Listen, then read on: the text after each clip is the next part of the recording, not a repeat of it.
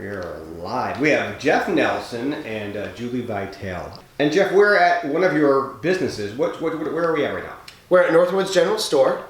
It's a store that carries home goods, baby supplies, lots of gifts. Downtown Newaygo. We are in downtown Newaygo. You have another store next door? We do. It's called Velocity. It's more for the outdoor person. Okay. Also a lot of guy gifts, hard to find items. We're adding a bike shop soon. All right. The reason we're talking to you is because upstairs from this place, you've got several rental units, right? Yes. How many total do you have? We have 4 apartments upstairs, and we have 2 apartments in the back. All right. We have 3 2-bedrooms and 3 1-bedroom units. So, November, National Homeless Awareness Month. Homelessness looks very different in small towns and rural communities than it does in large cities. Julie, you work with our homeless population in this county, several counties or just this county? Well, TrueNorth, obviously, Yeah. right? Lake, Mason, Oceana, and Newaygo counties. And I work primarily with landlords, but very often in between landlords and the homeless population directly.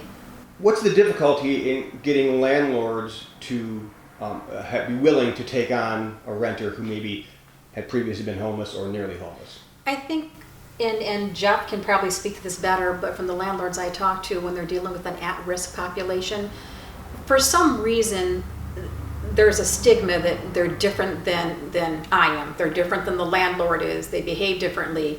And so they feel like there's an inherent risk, which obviously once we work with the people, we know that that's not true. They're just people that can have one bad bump in a road at any point in time in their life that results in homelessness. It could be landlords selling the house. We have so much of that. Landlords selling a house and people can't find a rental and they end up in a camper, at a campground, on their cousin's couch, and then on their friend's couch. So there's a lot of different reasons, and they aren't different than us. They just experienced a bump in a road that maybe we were more fortunate not to have experienced right now. So Jeff, when I walked in before we started recording, you said when you have an open unit, the first people you call is TrueNorth. Why? We do that, yes. Well, they usually have a waiting list of pre-screened candidates to be residents in our building. They have already interviewed the people who are looking for housing, and they already know our units to see if they would, how big the units are, to see if it would be conducive for kids or if they have pets, and they really know the vibe of our building to see how they would fit in. And you're not, you don't have any fear of taking a client on who maybe had been previously homeless or nearly homeless or experiencing a housing crisis. That doesn't give you pause? No, absolutely not. Because I do know if we do have any sort of issues, my other call will be right to TrueNorth because they help out if any issues do arise, which that is so far and few between. We've been renting for 5 years now with TrueNorth, and we've had no issues.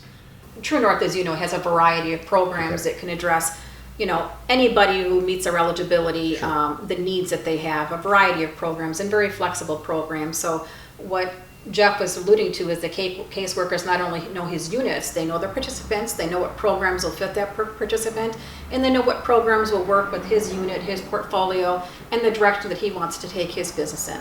So our caseworkers have applications filled out, they understand, and where the pre-screening comes in is we are able to give Jeff the facts that we know, and then Jeff, as the landlord, always retains 100% ability to say, yes, that's a tenant for me, or no, that's not a tenant. Some of the things I might see isn't what's an ideal to me, and then we'll give him some more applicants. So he retains complete rental management control. We're just there to facilitate and give him all the knowledge we have. Talk to me about COVID and that kind of thing. Did you have some worries when the rental moratorium came? None at all. Because you had Section None 8 at all, tenants? because 4 out of our 6 units here are Section 8, Okay. and that is a guaranteed rent. Didn't have any worries about any kind of COVID affecting rents being paid at all. So potentially counterintuitive to most people's thinking maybe that it's not a red flag, it's actually a benefit.